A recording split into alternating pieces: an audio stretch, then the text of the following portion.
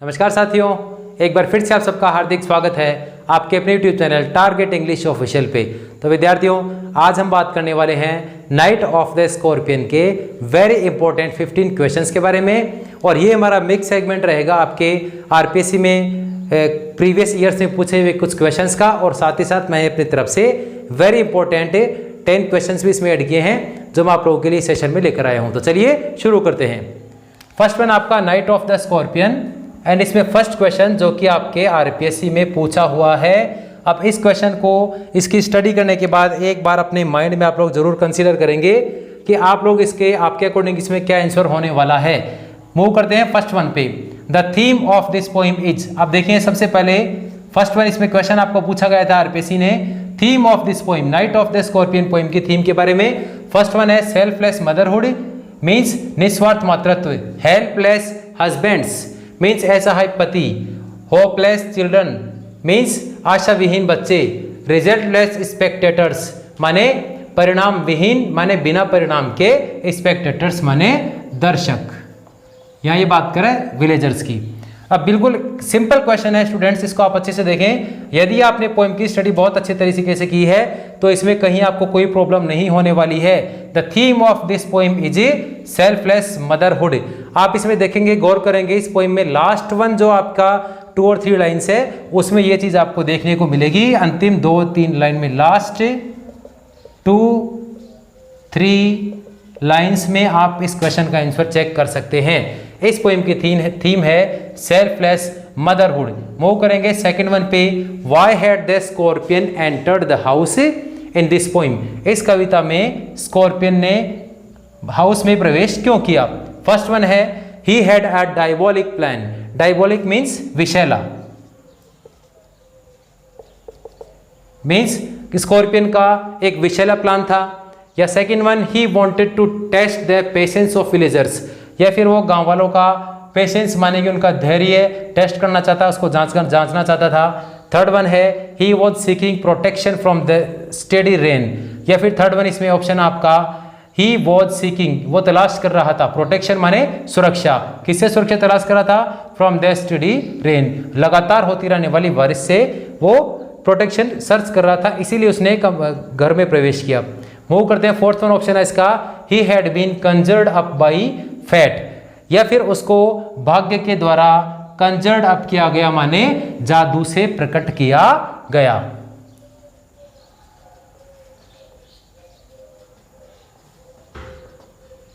ये 4 ऑप्शन आपके। अब इसमें आप इसमें आंसर पे मूव करेंगे। स्कॉर्पियन ने हाउस में प्रवेश इसलिए किया था बिकॉज यदि आपने इसका आप इस क्वेश्चन का फर्स्ट स्टेंजा में ही आंसर है विद्यार्थियों, इसको आप अच्छे से देख लें। फर्स्ट स्टेंजा में इसका आंसर लिखा हुआ है कि जो आपका स्कॉर्पियन था वो हाउस में उसमें एंट्री उसने इसलिए की क्योंकि he was seeking protection from the steady rain, क्योंकि वो लगातार होती रहने वाली बारिश से सुरक्षा चाह रहा था। That's why the scorpion entered the house. Move करेंगे थर्ड वन पे। ये भी आपके आरपीएससी में पूछा हुआ क्वेश्चन है। How did the villagers react to the unfortunate incident. How did the villagers react means ग्रामीणों ने, ग्रामवासियों ने किस प्रकार से रिएक्ट किया, किस पे, द अनफॉर्चुनेट इंसिडेंट, इस दुर्भाग्यशाली इंसिडेंट पे, दुर्भाग्यशाली जो इसकी जो इंसिडेंट थी, जो घटना थी, इस पे उन्होंने किस प्रकार से रिएक्ट किया। इसमें फर्स्ट ऑप्शन था आपके they stayed away in fear. They stayed away in fear means जो आपके विलेजर्स थे वो डर में दूर रहे। They thronged to the temple to invoke the deity, या फिर दे थ्रोंग्ड वे इकट्ठा हुए, टू द टेम्पल मीन्स मंदिर के पास, टू इन्वोक माने प्रोत्साहित करने के लिए, किसको, द डेटी देवता को, या फिर वो देवता को प्रोत्साहित करने के लिए टेम्पल के पास इकट्ठा हुए। या फिर उन्होंने क्या किया, they cursed and abused the women, या फिर उन्होंने उस महिला को कर्स किया, अब्यूज किया, उसको श्राप दिया, उसको भला बुरा कहा। एंड फोर्थ वन आपका दे केम इन स्वॉर्म्स टू कंसोल, या फिर वे स्वॉर्म्स माने भीड़ में इकट्ठा होकर आए, टू कंसोल माने सांत्वना देने के लिए। अब यदि पोएम की स्टडी बहुत अच्छे से की है तो बिल्कुल सिंपल क्वेश्चन है, how did the villagers react means villagers ने किस प्रकार से रिएक्ट किया to the unfortunate incident. Move करेंगे आंसर पे, they came in स्वॉर्म्स to console. ये भी आप अच्छे से देख लें, इस पोएम में सेकंड और थर्ड स्टेंजा में इसका आंसर लिखा हुआ है, वे लोग भीड़ में इकट्ठा होकर आए, क्यों आए? टू कंसोल, माने उस फैमिली को कंसोल करने के लिए, उस फैमिली को सांत्वना देने के लिए वहां उपस्थित हुए। इस प्रकार से ये आपके तीनों ही ऑप्शन इसमें गलत होने वाले हैं। मूव करेंगे फोर्थ वन पे। How long did the sting of the poison last in mother's body? How long यानी कितने लंबे समय तक, did the sting of the poison माने जहर का जो प्रभाव था वो माता के शरीर में कब तक रहा? अब ये भी बहुत अच्छा क्वेश्चन है। फर्स्ट वन ऑप्शन आपका दे रखा था इसमें ऑल नाइट लॉन्ग, पूरी रात्रि को, द होल डे, पूरे दिन को, अनबेरेबली लॉन्ग मीन्स असहनीय रूप से पूरे समय, या फिर फोर्थ वन आपका 20 आवर्स। अब इसमें अच्छे से देख लें, आपका आंसर होने वाला है 20 आवर्स। अब एक चीज़ मैं आपको इसमें क्लियर कर दूं, इसमें आपको कंफ्यूज करने के लिए एग्जामिनर 24 आवर्स भी दे सकता है, तो इसको भी आप अच्छे से कंफर्म कर लें। 24 आवर्स और 20 आवर्स में आप किसी प्रकार का कोई आपके मन में कंफ्यूजन नहीं होना चाहिए, and answer will be 20 hours. Move करते हैं फिफ्थ वन पे। हमारा नेक्स्ट क्वेश्चन है क्वेश्चन नंबर फिफ्थ। मूव करेंगे क्वेश्चन नंबर फिफ्थ पे, and the question is what did the husband do as a last resort to remove the sting of the scorpion in this poem? माने इस कविता में husband ने last resort के रूप में, last source के रूप में किस चीज़ को यूज़ किया? किस बात के लिए? To remove the sting of the scorpion means उस स्कॉर्पियन के द्वारा दिए गए कष्ट को, उसके डंक को रिमूव करने के लिए हस्बैंड ने किस प्रकार से लास्ट रिसोर्ट को, क्या चीज़ यूज़ की उसने लास्ट रिसोर्ट और लास्ट सोर्स के रूप में? अब आपके पास ऑप्शन है first, second, third and fourth. First one is used powders, mixtures and herbs means her husband used powders, mixtures and herb. उसके हस्बैंड ने पाउडर, मिक्सचर और हर्ब माने जड़ी बूटी को काम में लिया। Second one let the sting die out on its own, या फिर उसने अपने आप ही उस डंक के प्रभाव को खत्म हो जाने के लिए छोड़ दिया। थर्ड वन है cursed his wife for the tragedy, या फिर उसने इस ट्रेजिडी के लिए अपनी पत्नी को कर्स माने श्राप दिया। या फिर fourth one poured paraffin and put a match to it, या फिर उसने पोर क्या माने उड़ेल दिया, किसको? पैराफिन माने मोम को, और फिर क्या किया? Put a match to it, और फिर इस पे आग लगा दी, माचिस से जलाई इसके ऊपर। अब यहाँ पे इसमें अच्छे से देख लें एक बात है, let the sting die out of it on its own means उसने उस डंक को अपने आप ही समाप्त हो जाने के लिए छोड़ दिया। ये ऑप्शन बिल्कुल ही इनकरेक्ट है, मीन्स बिल्कुल रॉन्ग है। थर्ड वन आपका इसमें curse his wife for the tragedy, tragedy जो थी उसके लिए वाइफ को कर्स किया, बिल्कुल गलत। अब आपके पास दो ऑप्शन है इसमें ए एंड डी। अब यहाँ पे इसमें अच्छे से एक चीज़ कंफर्म कर लें, used powders, mixtures and herbs. अब यहाँ आप देखें, ये आपको जो लाइन दिख रही है इसमें, ये ऑप्शन भी उसमें पेपर में आपके स्टेंजाज में दिया हुआ है। यानी आप अगर फर्स्ट ऑप्शन पे जाएंगे तो इसमें और डी में आपको थोड़ा सा दिमाग में आपके कन्फ्यूजन क्रिएट होगा, लेकिन एक बात आप अच्छे से कंफर्म कर लें, मैं एक चीज़ आपको बिल्कुल क्लियर कर दूं यहाँ पर। इसमें ये देखिए यहाँ पे लास्ट रिसोर्ट के रूप में उसने क्या काम में लिया, तो उसने सबसे लास्ट सोर्स, अंतिम प्रयास के रूप में उसने किस चीज़ को काम में लिया था, किस सोर्स को काम में लिया था? तो उसने पाउडर्स, मिक्सचर्स और हर्ब्स को लास्ट सोर्स के रूप में काम में नहीं लिया था। It was second last option, and the last option was he poured paraffin and put a match to it. उसने लास्ट में अंत में उस डंक वाले स्थान पे पैराफिन माने मोम को उड़ेलकर और उस पर माचिस से लगाई थी। तो इसमें ऑप्शन होगा आपके डी। यहाँ पर अच्छे से कंफर्म कर लें, ए और डी में किसी प्रकार का कंफ्यूजन आपके माइंड में नहीं होना चाहिए। मूव करेंगे क्वेश्चन नंबर 6 पे, जो कि आरपीएससी में पूछा हुआ क्वेश्चन है। At the end of the poem the mother is happy, माने इस कविता के अंत में उस कवि की जो माताजी थी वो बहुत ही प्रसन्न थी। क्यों? बिकॉज फर्स्ट वन आपका the effect of the poison went means इसलिए प्रसन्न हुई क्योंकि उस पॉइजन का इफेक्ट था वो वेन हो गया, माने वो डल हो गया, कम पड़ गया।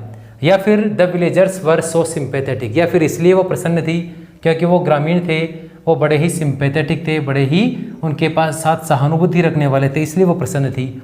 या फिर थर्ड वन आपके पास ऑप्शन है इसमें the scorpion spared her children, या फिर इसलिए वो प्रसन्न है क्योंकि उस स्कॉर्पियन ने, उस बिच्छू ने उसके बच्चों को स्पेयर कर दिया, उसके बच्चों को छोड़ दिया था और उसके बच्चों को छोड़कर उसको काट लिया, इसलिए वो प्रसन्न है।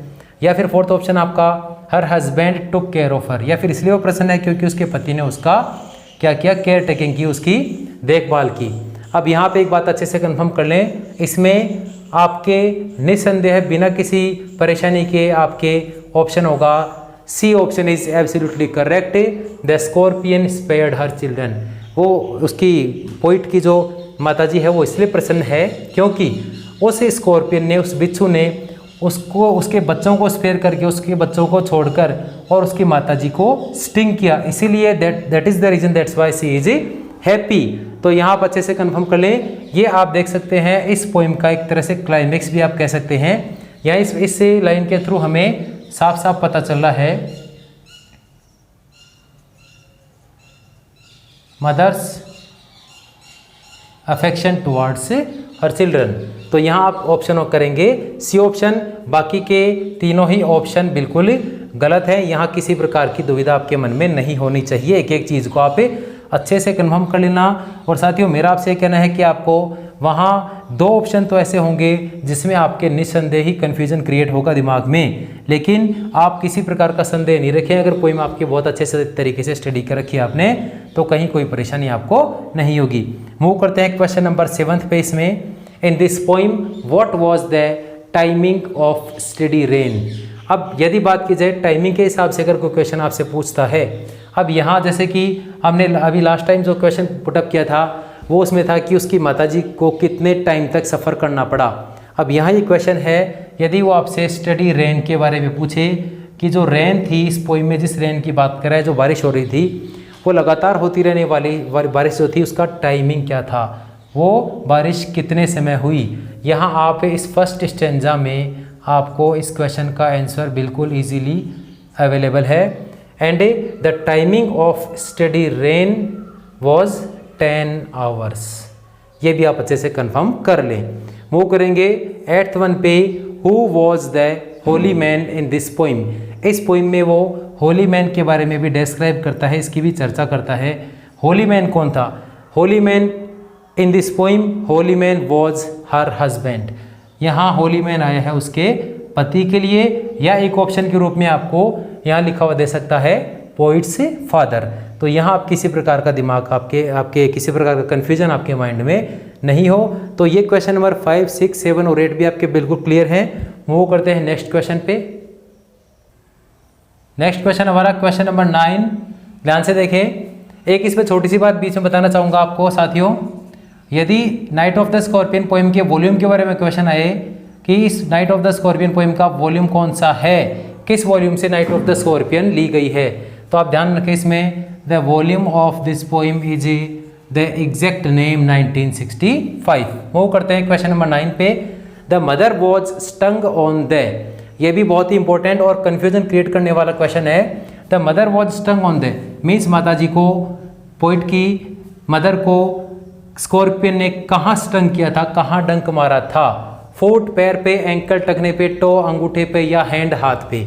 अब आंसर आपका अपने माइंड में एक बार आप कंसिडर करें, अगर आपने पोइम को अच्छे से स्टडी किया है तो, and the answer will be toe. The mother was stung on the toe by the scorpion. वो करते हैं क्वेश्चन नंबर 10 पे।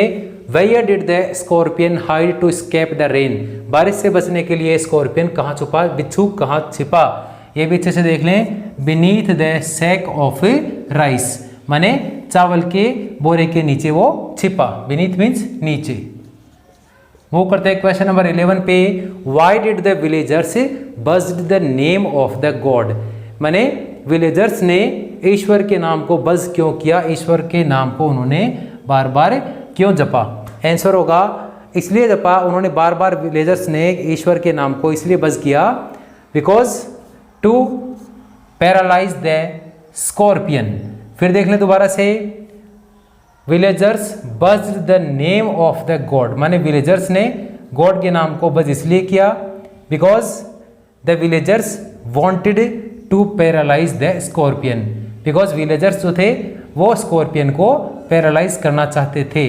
बिकॉज विलेजर्स की इसमें यह मान्यता थी कि यदि स्कॉर्पियन मूव करेगा तो जितना ज़्यादा स्कॉर्पियन मूव करेगा उतना ही ज़्यादा मदर का जो स्टंग है, मदर के टो में जो पेन है वो उतना ही ज़्यादा इंक्रीज होगा।